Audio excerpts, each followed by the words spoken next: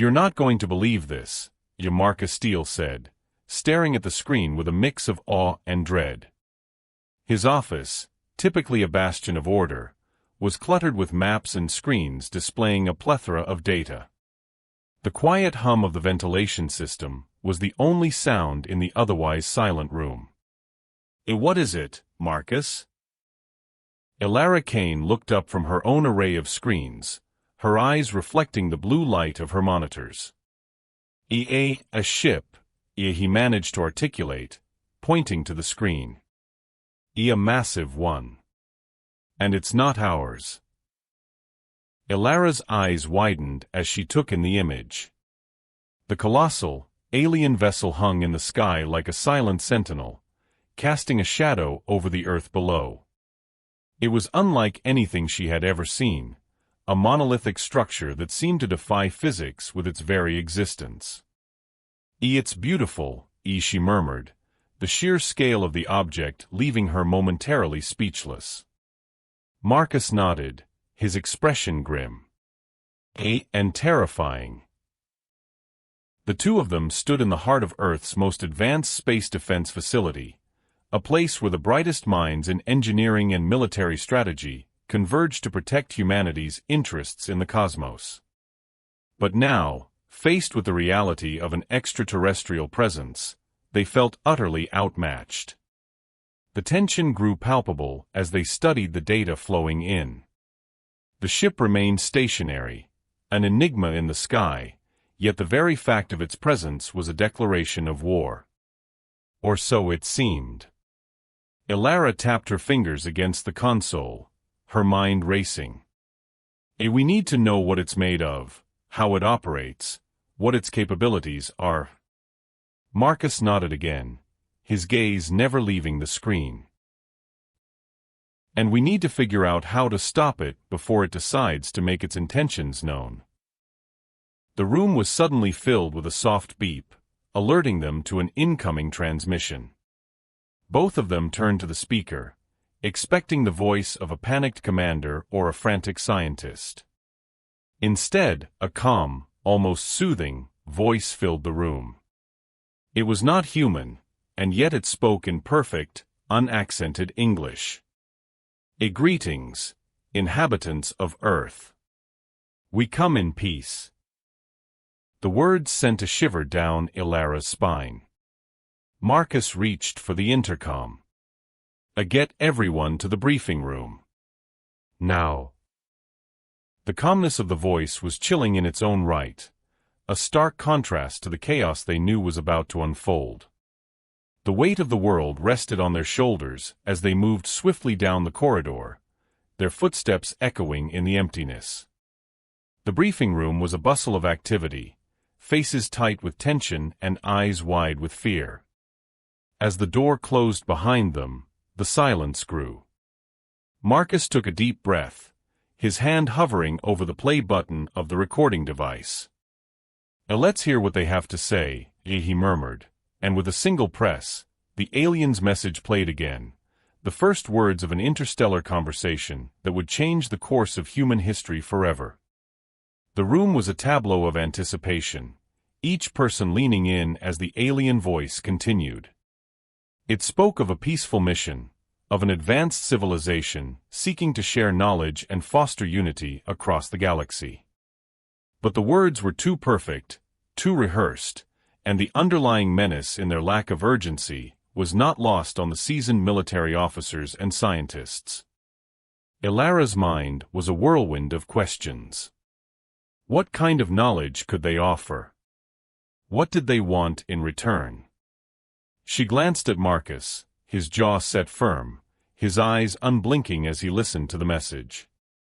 He knew as well as she did that peaceful intentions didn't necessitate peaceful actions. The message concluded with a promise to establish communication channels and await humanity's response. The silence that followed was oppressive, a collective holding of breath as they processed the implications. It was Elara who broke the stillness. "We can't take this at face value," she said, her voice steady despite the tremor in her hands. "We need to understand their technology, their capabilities, before we make any decisions. Marcus nodded curtly. He agreed. We'll need to deploy reconnaissance drones immediately. I want detailed scans of that ship from every conceivable angle. The room sprang into action, a flurry of orders and confirmations as the team mobilized. Elara watched them go, her thoughts racing. If this was indeed a peaceful overture, it was unlike any she had studied in the annals of history. And if it was a ruse, well, she didn't dare to consider the alternative. As the last of the group filed out, she turned back to the screens, her gaze lingering on the image of the alien vessel. It loomed large, a silent sentinel in the sky, and she couldn't shake the feeling that it was watching them, waiting for their next move. With a heavy sigh, she set to work, her mind already racing with the complexities of interfacing with an unknown technology, one that could either be their salvation or their doom. The hours that followed were a blur of data analysis and strategy sessions. The drones returned with intel, their cameras capturing the intricate latticework of the ship's hull, the pulsing lights that signaled unimaginable power, and the vast array of weaponry that could lay waste to entire cities. Yet, there was something else, something that defied the cold, metallic perfection of the ship's exterior. In the early hours of the next day, as the sun began to peek over the horizon, casting long shadows across the control room, Elara made a discovery that stopped her in her tracks. Amongst the data, a pattern emerged, a series of signals that seemed to resonate with the very fabric of their own communication systems. It was as if the ship was trying to communicate on a level beyond language, beyond their understanding. Marcus, she called out, her voice shaking with excitement and trepidation. You need to see this. He strode over, his own weariness momentarily forgotten. Together, they stared at the flickering screen, the alien patterns intertwining with human code in a dance that hinted at something far more profound than mere peaceful intentions. Could it be a gift? She ventured, her voice barely above a whisper. Marcus's eyes narrowed. Or a trap, he said, his voice laced with caution. Their gazes met, a silent understanding passing between them. They were standing on the precipice of a new era, one fraught with peril and potential. The enemy was vast, powerful, and utterly unknown, but humanity had never been one to back down from a challenge. They had a choice to make, to embrace the hand offered or to prepare for battle. Either way, their decision would shape the future of the human race for generations to come. The next few days were a flurry of activity as the defense line worked tirelessly to decode the aliens' message. Scientists and engineers toiled alongside military strategists, piecing together the puzzle of the mysterious signals. The tension grew with each passing moment, the weight of their decision heavier than the looming ship above. The alien communication grew more insistent, the patterns more complex. It was clear they were eager for a response, but to what end?